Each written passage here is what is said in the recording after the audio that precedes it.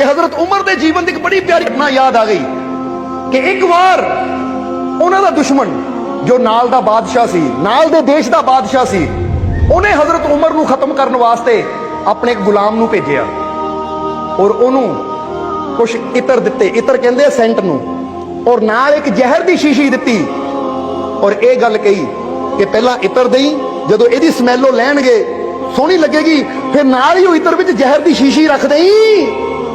ये जहर की शीशी ऐसी है कि जेड़ा भी इहदी स्मैल लैंदा है, यानी इहदी महक लैंदा, वो नाल ही सुंघदे सारी मर जाता है। हजरत उमर की मौत हो जाएगी और नाल उस बादशाह ने कुछ धन भेज दिता और नाल एक कहते है गुलाम औरत नूं भेज दिता जो बड़ी सुंदर सी। हुण कहते धन, गुलाम औरत और नाल उसने वो इतर भेज दिता कि ये नजराना दे दे मेरे वालों, क्योंकि मकसद तय सी उमर की जान लैण का। जदों ये गुलाम पहुंचा मदीने विच, हजरत उमर बारे पूछया कि तुहाडा बादशाह कित्थे है उमर, तो लोगों ने दसिया कि साडा बादशाह उमर वो तो फकीरां की तरह रहिंदा है, कहण नूं ही है मक्के दा बादशाह, पर रहिंदा फकीरां की तरह है, वो फलानी जगह बैठा है। जदों कहंदे ये गुलाम गया, इन्हां तां सोचिया सी जिद्दां साडा बादशाह आलीशान महलां च रहिंदा है इदां ही रहिंदा होएगा, पर उमर नूं देखिया कि पेड़ थल्ले बैठे हुए है, वो भी थल्ले बोरी बिछा के, और जाके उसने जदों देखिया तो देख के ਉਹਦੇ मन च वो दर्शन करके ऐसी खिंच पई कि ये तो रब दा कोई नेक बंदा लगदा और मेरा बादशाह इनू मारना चाहता है। जरा समझना सारे जी।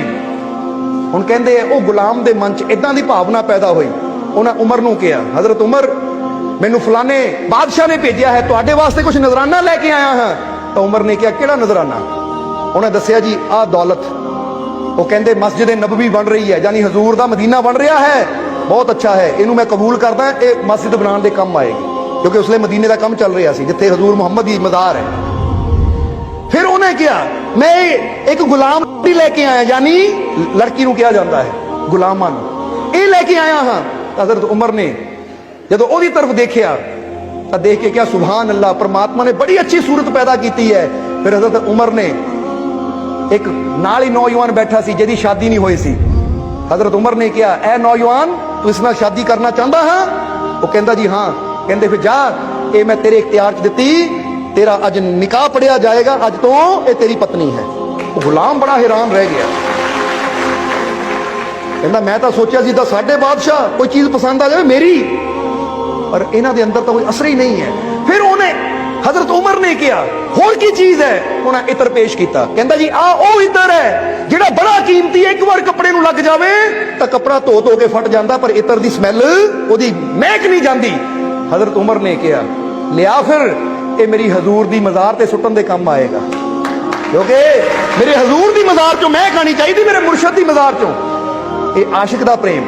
हुण जदों उन्हें देखिया अपने वास्ते तो रखिया ही कुछ नहीं, इन्ना रब दा प्यार करने वाला अपने मुर्शद नाल, तो ओदे मन च इक्को ही गल आई, कहंदा इन्ना नेक आदमी हुण जे मैं जहर दी शीशी देवां ये दुनिया तो चला गया तो फिर मैं तेरे हथों बहुत बड़ा पाप होएगा। इसलिए उन्हें की कीता, वो शीशी दी। हजरत उमर कहंदे होर कुछ है? वो कहंदा जी आ शीशी है। कहंदे की है? वो कहंदा जी सच दसां इहदे च जहर है, ये जहर दी गंध लैण नाल ही, महक लैण नाल ही बंदा मर जाता है। इसलिए हुण भेजिया तो मारन वास्ते सी, पर उन्हें गल किदां बदली कि ये भेजिया है ताकि जे कोई तुहाडा दुश्मन होवे, जेड़ा तुहानूं लगे मेरा दुश्मन है, तो ये जहर तुसी ओनू दे के मार सकते हो। हजरत उमर ने हस के शीशी पकड़ी, कहते है एक मेरा सब तो बड़ा दुश्मन, अच्छा कीता तू जहर ले आया। वो कहता जी केड़ा तुहाडा दुश्मन है, क्योंकि जिथे तक तुसी मैनू नजर आते हो तुहाडा दुश्मन तो कोई हो ही नहीं सकता। वो कहते है लिया बहुत अच्छा है तू जहर ले आया। वो कहते जी दुश्मन केड़ा है? तो हजरत उमर कहते तू नहीं जान सकता, क्योंकि मेरा दुश्मन मेरे अंदर बैठा है, नफ्स, ये मन। जरा गौर करना। कहते अच्छा होया नू ले आया, ये दुश्मन का मरना जरूरी सी, और तू कहता है यदि महक लैन ने बंदा मर जाता। वो कहता जी हाँ। उन्होंने शीशी खोली, पी गए, बिस्मिल्लाह कह के रब दा नाम लैके शीशी पी गए। वो गुलाम का तो हथ पैर कंबण लग गए, जेदी महक लैन ने बंदा मर सकता, इन्ना शक्तिशाली खतरनाक जहर, वो पूरी शीशी पी के छोटी गई, ये तो हुण खत्म। हजरत उमर बैठ गए, चेहरा लाल हो गया, पसीना आना शुरू हो गया। और एक गुलाम डरना शुरू हो गया। 10-15 मिनट बाद हजरत उमर ने अखां खोलियां, मुस्कुराए, कहते डर क्यों रहा है?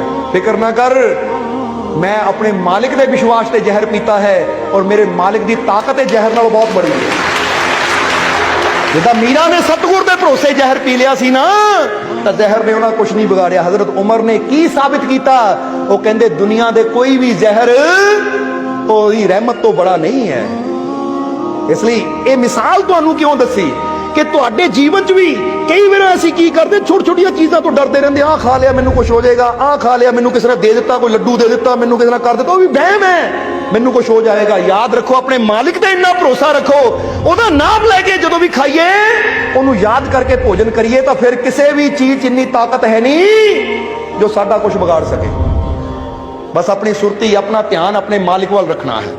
तो जिदा हजरत उमर ने कहा कि सब तो बड़ा दुश्मन तो मेरे अंदर है, तो तुसी भी जरा सोचो ਇਹ ਗੱਲ ਨੂੰ ਕਿ ਸਭ ਤੋਂ ਬੜਾ ਦੁਸ਼ਮਣ ਕਿੱਥੇ ਹੈ? ਤੁਸੀਂ ਕਹਿੰਦੇ ਉਹ ਗੁਆਂਢੀ ਮੇਰਾ ਦੁਸ਼ਮਣ, ਉਹ ਫਲਾਨਾ ਇਨਸਾਨ ਮੇਰਾ ਦੁਸ਼ਮਣ। ਉਹ ਕਹਿੰਦੇ ਸਭ ਤੋਂ ਬੜਾ ਦੁਸ਼ਮਣ ਤਾਂ ਤੇਰੇ ਅੰਦਰ ਬੈਠਾ। ਇਹ ਮਨ ਜੋ ਵਹਿਮਾਂ ਭਰਮਾਂ ਨਾਲ ਜੁੜ ਗਿਆ ਤਾਂ ਤੇਰਾ ਦੁਸ਼ਮਣ ਹੈ। ਜਦੋਂ ਪ੍ਰਭੂ ਦੇ ਵਿਸ਼ਵਾਸ ਨਾਲ ਜੁੜ ਗਿਆ ਤਾਂ ਇਹੀ ਤੇਰਾ ਮਿੱਤਰ ਬਣ ਜਾਂਦਾ ਹੈ।